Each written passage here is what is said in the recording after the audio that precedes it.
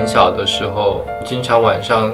睡觉之前会想象自己成为一个女孩子的样子，然后就会想象有一些魔法呀，或者是一些电影里面突然跟人家交换了身体。跨性别不是原来的传统的媒体报道的那样一种变态或者是人妖。定义上来讲的话，跨性别指的是自己内心所认同的那样一个性别跟他出生的时候的那样一个性别不一致。中国的跨性别大概在几百万这样一个数量级别。我真的肯定自己的内心是个女生，其实是在大学以后，人家是当了从小到大就开始当女生，人家当然知道什么年龄该穿什么，然后你19岁才开始当女生，然后你就会发现其实很多东西你根本就不懂。我买了假发，买了化妆品，也买了女生的衣服，然后去尝试京剧的那样一种练习的方法，可以让嗓音变得更紧，更接近于女生的那样一种声音。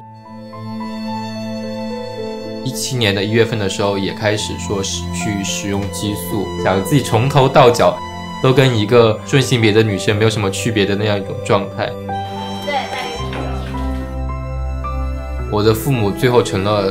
感觉成了这个世界上最不能接纳我的人。妈妈有说过想跟我同归于尽，当时很难受，异国4年还多，觉得还蛮长。何不牺牲一下自己，收敛一下自己，成全大家，其乐融融。我的父母当时给了我一个选择，是要么留在家里继续去当他们的儿子，要么就是从这个家里出去。到现在其实跟家人的关系还是慢慢在融洽，他们觉得我是他们的儿子，然后我觉得我是他们的女儿。成立一个全国的跨性别热线，跨性别的这样一个抑郁和焦虑的风险超过了40%，超过10%的人会尝试自杀。于是我们想到能否用像热线的这样一种方式去帮助大家，或者是说跟大家去倾听和陪伴的这样一个角色。因为现在我们只有7个接线员，然后分布在6个城市，我们的接线员必须是1名跨性别者，能够感同身受。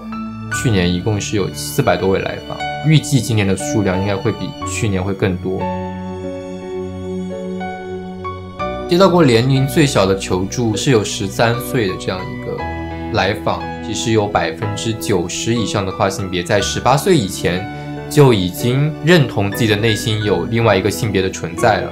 正规的医院给跨性别做激素指导只针对成年人，并且是20岁以上的成年人，就是未成年人服用激素这个问题。对，这个其实就给了我们很大的挑战。首先你告诉他你不能吃，那是不可能的，因为如果真的从这条路上走过来的跨性别，你都会对他那种急于去改变自己内心的那种渴望，你会感同身受。需要这个事情我们管不了你，但是我们建议你去定期的去检查自己的身体。年龄最大的有快50岁的这样一个姐姐，她是一个男跨女，知道我们热线之前她都是一个很孤独的状态，突然有一天找到了跟她类似的人，她内心的那样一种喜悦和激动。她说她女儿今年就要高考了，然后等她女儿高考完，然后她就去做性别重置的那个手术。